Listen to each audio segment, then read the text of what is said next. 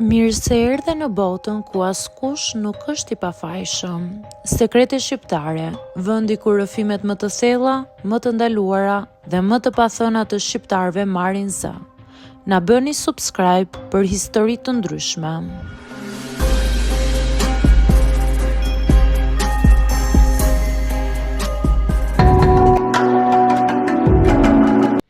Nuk e kam thënë kurrë me zë të lartë këtë histori. Edhe tani, teksa e rikujtoj, më kap një shtrëngim në stomak. Unë quhem Rea, tashmë jam 29 vjeçe dhe gjithmonë kam jetuar me ndjenjën e fajt për atë që kam bërë në moshën 22 vjeçare. Gjithçka filloi nga një turp i kot, një pasiguri që ma ushqeu shoqëria, komentet e të tjerëve dhe ndjenja që duhet të isha e denjë për njeriun që doja. As nuk e dija se sa shumë po e dëmtoja veten, thjesht nga frika se mos më gjykonin. Në atë kohë, isha në një lidhje me Arlinin, një djalë që e pëlqeja tmerrsisht shumë. Ai ishte i bukur, i sigurt, i pjekur dhe me eksperiencë. Të gjithë thoshnin që kishte pasur shumë lidhje para meje. Unë nga ana tjetër, isha e turpshme, e ndrojtur dhe nuk e kisha jetuar asnjë eksperiencë të thellë sentimentale, jo më pastaj intime. Sa herë fliste për marrëdhëniet e tij të mëparshme, zemra më ngurtësohej.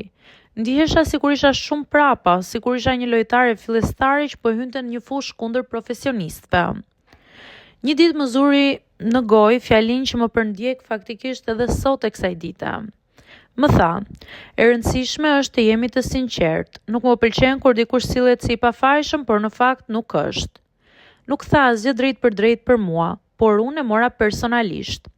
Dhe më shkoi në mendje se ai do të zhgënjehej kur të merrte vesh se unë isha ende pa përvojë. Në vend që ta pranoja, u tmerrova nga ideja e të humburit.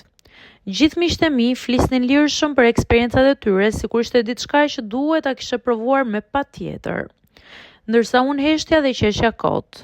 Pastaj nisa të gënjeja, fillimisht pak, pastaj më shumë, derisa gënjeshtra u kthye në ferrin tim. Një ditë mbas një darke me shoqe dola jashtë për ajër. Ndjesha e vogël, e padukshme dhe e pavlerë. Aty takova Stefanin, një burrë rreth të 55-ave, i divorcuar, që punonte në një dyqan aty pranë. Njiheshim me sy sepse pinim kafe në të njëjtën zonë. Ai ishte gjithmonë i sjellshëm, një gjë që unë e vlerësoja. Nuk e di pse i tregova kaq shumë. Ndoshta më dukej më i huaj se kushdo. Ose ndoshta sepse më pa ashtu si që isha dhe nuk më gjykoi. I thash çdo gjë, frikën time, pasigurinë, marrëzinë time për të mos u dukur e pa përvojë. Ai më dëgjoi i heshtur, pastaj tha: "Rea, mos e bëj këtë për askënd. Kush të do siç je." Do doja ta kisha dëgjuar atë fjali, por frika ime fliste më fort se çdo këshill. Në javët që pasuan, unë nisa të takoja më shpesh Stefanin si një njeri që më jepte paqe. Jo si mashkull, as si mundësi, thjesht si dikush që nuk më bënte të ndihesha e vogël. Por një nga ato ditë të turbullta, unë mora vendimin më të keq të jetës. Vendimin që sot nuk do ta merrja më kurrë. I thash Stefanit atë që doja të bëja, edhe arsyen pse. Ai u trondit, më tha disa herë se po e çoja veten dëm, por unë nuk u ndala. Isha aq e friksuar nga humbja e Arlinit sa nuk mendova për veten time. Stefani nuk ishte një burr i keq. Ishte thjesht një njeri që gjeti përballë një vajzë të humbur, të çoroditur, të ngarkuar me pasiguri që nuk i meritonte. Pas asaj dite më zuri një boshllëk i ftohtë, i pajet, një lloj turpi që ngjitet në lëkurë dhe nuk të ndahet më. Isha bindur se do të ndihesha më e sigurt, më e rritur, por ndjeva të kundërtën, ndjeva një humbje, pendes dhe një dhimbje që nuk dija ku ta çoja. Kur e takova me Arlinin pas disa ditësh, ai më pa në sy dhe më tha: "Mua më pëlqen që je pikërisht kështu. Nuk dua të kesh qenë me askënd para meje." Sikur dikush të më kishte goditur në gjoks, sikur e gjithë bota të më ishte rrëzuar mbi kokë. U ndava prej tij pak javë më vonë, jo sepse më detyroi, por sepse nuk doja ta mbaja gënjeshtrën mbi vete. Ai kurrë nuk e mori vesh të vërtetën, por unë e mora vesh dhe kaq mjaftonte. E shmanga për muaj të tërë Stefanin. Nuk kisha guxim ta shihja as atë në sy. E dija se nuk kishte faj në vendimin që unë mora. Ishte frika ime dhe jo ai. por ai ishte pjesë e kujtimit dhe unë nuk doja ta përballoja. Kur më pare rastësisht pas shumë muajsh, më tha vetëm kaq: "Shpresoj ta falësh veten një ditë të reja."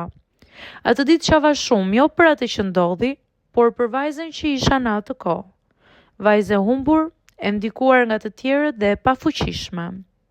Sot jam 29 vjeçe. Ende kam disa plagë që nuk janë shëruar plotësisht, por kam mësuar diçka thelbësore. Presioni i shoqërisë të vret më shumë se çdo eksperiencë.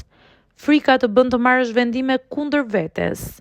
Dhe më e rëndësishmja, askush nuk vlen aq shumë sa ta dëmtoj veten për të.